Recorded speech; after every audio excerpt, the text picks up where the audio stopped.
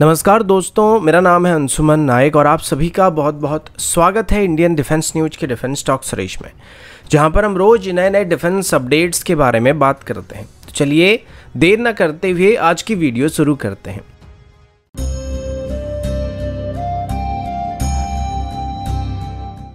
आज की पहली अपडेट QRSAM की तरफ से। कुछ ही दिन पहले एक अपडेट सामने आते इसमें भारत इलेक्ट्रॉनिक्स लिमिटेड की तरफ से बात बताया गया था कि QRSAM के अभी सभी टेस्ट को कंप्लीट किया जा चुका है और अभी इसी साल के अंत तक ही इंडियन आर्मी की तरफ से इसको अपनी सर्विस में शामिल करने के लिए फॉर्मल ऑर्डर को प्लेस किया जा सकता है। लेकिन जब पिछले साल जुलाई से लेकर सितंबर के बीच इसकी कई टेस्ट को कंडक्ट किया गया था, इसको लेकर कई मीडिया रिपोर्ट सामने आया था जिसमें ये बात क्लेम किया गया था कि इस दौरान QRSAM सही तरीके से लो रेंज की टारगेट को इंटरसेप्ट नहीं कर पाया था और खास करके हेलीकॉप्टर्स को ट्रैक और इंटरसेप्ट नहीं कर पाया था। पर इस पर DRDO की तरफ से कोई भी ऑफिशियल स्टेटमेंट उस दौरान रिलीज नहीं किया गया था। अभी बताया जा रहा है कि अभी फिर से QRSAM को टेस्ट करने की बात की गई है और अभी इस समर सीजन में QRSAM को फिर से टेस्ट करने का फैसला किया जा रहा है। और ये जो ट्रायल अभी होने वाला है, ये सभी के सभी QRSAM की आखिरी ट्रायल होने की बात की जा रही है। और अभी द हिंदू की तरफ से इसको लेकर रिपोर्ट को पब्लिश किया गया था। इसमें बात बताया जा रहा है कि दरअसल ये जो टेस्ट अभी होने वाली, इसके लिए आर्मी की तरफ से DRDO को कहा गया था और पिछली ट्रायल के दौरान जो कुछ भी ग्लिच पाया गया था, जिसमें इसके रडार 360 डिग्री में मूव नहीं कर पा रहा था और सही से लो फ्लाइंग हेलीकॉप्टर को ट्रैक और एंगेज नहीं कर पा रहा था, इन सभी इशू को ठीक करने की बात की गई थी। साथ ही अभी आर्मी की तरफ से इसमें कुछ और भी स्पेसिफिक मॉडिफिकेशन करने के लिए DRDO को कहा गया था, जिनको अभी अपडेट करने के बाद अप्रैल 2023 में इसको फिर से टेस्ट करने का प्लान किया जा रहा है। और कहीं ना कहीं भारत इलेक्ट्रॉनिक्स लिमिटेड की तरफ से दिए गए स्टेटमेंट यहाँ पर सही साबित हो सकता है और अप्रैल में इसके आखिरी टेस्ट को करने के बाद 2023 के अंत तक इसको लेकर फॉर्मल ऑर्डर को प्लेस किया जा सकता है, जिसके बाद 2024 में इनकी डिलीवरी स्टार्ट किया जा सकता है।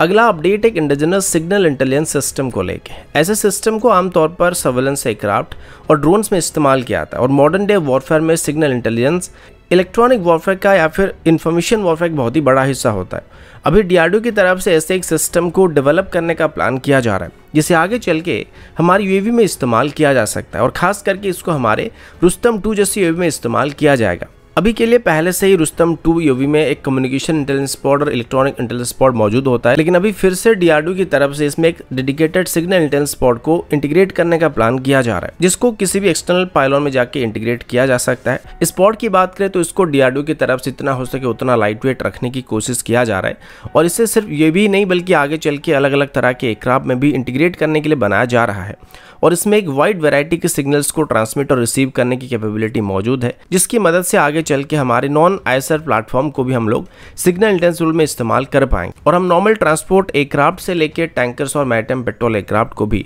ऐसे सिस्टम से इक्विप कर सकते हैं। अगला अपडेट माउंटेड गन सिस्टम को लेके। सबसे पहले तो डिफेंस एक्सपो 2022 के दौरान जब कल्याणी ग्रुप की तरफ से अपनी माउंटेड गन सिस्टम को डिस्प्ले किया गया था, उसके बाद ऐसे सिस्टम की डिमांड काफ़ी हद तक बढ़ने लगा था, क्योंकि पहले से इन सिस्टम को आर्मी खरीदना चाहती थी, लेकिन तब हमारे पास कोई इंडिजिनस ऑप्शन मौजूद नहीं था। अभी की बात करें तो अभी DRDO और कल्याणी ग्रुप की तरफ से डेवलप किए गए माउंटेड गन सिस्टम को आगे चल के 800 से ज़्यादा मात्रा में आर्मी में इंडक्ट करने का प्लान किया जा रहा है, क्योंकि हिमालयन और पहाड़ी रीजन में ऐसे गन बहुत ही काम आ सकते हैं, जिनको इजीली मूव किया जा सकता है और तुरंत ही अपनी लोकेशन को भी वहाँ पे बदला जा सकता है, जिससे दुश्मन की वेपन लोकेटिंग रडार से इनको इतनी आसानी से ट्रैक नहीं कर पाएंगे। तो दुश्मन की तरफ से काउंटर अटैक में इसको निशाना बना पाना बहुत ही मुश्किल हो जाएगा। जबकि जो नॉर्मल आर्टिलरी गन्स होते हैं, इनको पहले किसी एक जगह पर टिकाना पड़ता है और उसके बाद वहाँ से इनको फायर किया जाता है। लेकिन प्रॉब्लम ये होता है कि इसमें कुछ राउंड फायर करने के बाद दुश्मन को एग्जैक्टली पता लग जाता है फायर कहाँ से आ रहा है, फिर आर्टिलरी पोजीशन कहाँ पे मौजूद है, तो वो वहाँ पे काउंटर स्ट्राइक भी कर सकते हैं। अभी बताया जा रहा है कि इस माउंटेड गन सिस्टम को जब टेस्ट किया गया था, यानी कि इसकी इंटरनल टेस्टिंग को कंडक्ट किया गया था, वो भी सफल पाया गया था और अभी फाइनली 2023 के अप्रैल से इसकी यूजर ट्रायल को शुरू करने का प्लान किया जा रहा है, जिसमें समर कंडीशन में इसको टेस्ट किया जाएगा। कल्याणी ग्रुप का ये कहना है कि उनको विश्वास है कि इसको ज़्यादा समय तक टेस्ट करने की हमको ज़रूरत नहीं पड़ेगा, क्योंकि ये V80 इसका एक मॉडिफाइड वेरिएंट है जिसे ट्रक के ऊपर माउंट किया गया, तो गन में यहाँ पे कोई फर्क नहीं होने वाला। तो ऐसे में इसको लंबे समय तक टेस्ट करने की कोई खास ज़रूरत नहीं पड़ेगी और इसको जल्दी से जल्दी इंडियन आर्मी में शामिल किया जा सकता है। अगला अपडेट पिनाका रॉकेट की तरफ से। आप सभी जानते हैं कि अभी DRDO की तरफ से पिनाका रॉकेट्स की अलग अलग वेरिएंट को डेवलप किया जा रहा है, जिसमें पिनाका की MK1 वेरिएंट से लेकर गाइडेड पिनाका तक शामिल है और अभी इन सभी को लगभग एक तरीके के लॉन्चर से ही लॉन्च किया जाता है और जो लॉन्चिंग प्लेटफॉर्म होता है वो एक जैसे होता है। अब नॉर्मली पिनाका रॉकेट की डेवलपमेंट सीरीज में 2 मेजर तरह के रॉकेट मौजूद है, जिसमें से एक इसका ERR वेरिएंट है जो कि एक 122 एम का रॉकेट, और दूसरा पिनाका MK1 से लेके जितने भी गाइडेड पिनाका तक रॉकेट है वो सभी के सभी 214 एम के रॉकेट है। तो ऐसे में जो पिनाका रॉकेट के लॉन्चर्स होता है उसमें इनमें से किसी एक टाइप का लॉन्चिंग ट्यूब मौजूद होता है, जिसमें या तो हम लोग 214 एम की रॉकेट को लॉन्च कर सकते हैं या फिर 122 एम की रॉकेट को लॉन्च कर सकते हैं। पर अभी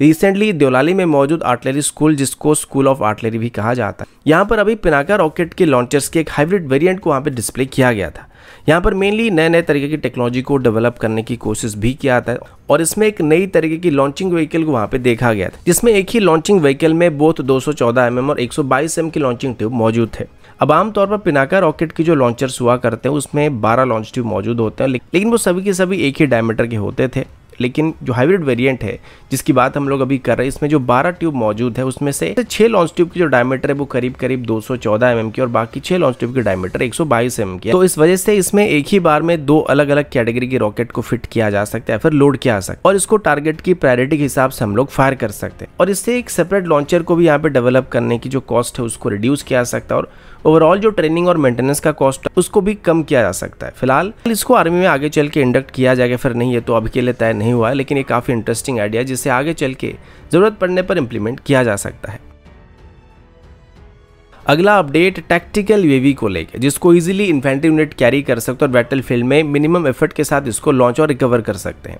ऐसे ही सिस्टम को खरीदने के लिए कुछ महीने पहले आर्मी की तरफ से एक RFI को भी इशू किया गया था, जिसमें खास करके इंडियन सिस्टम को खरीदने का प्लान किया गया था। लेकिन अभी एरो इंडिया शो के दौरान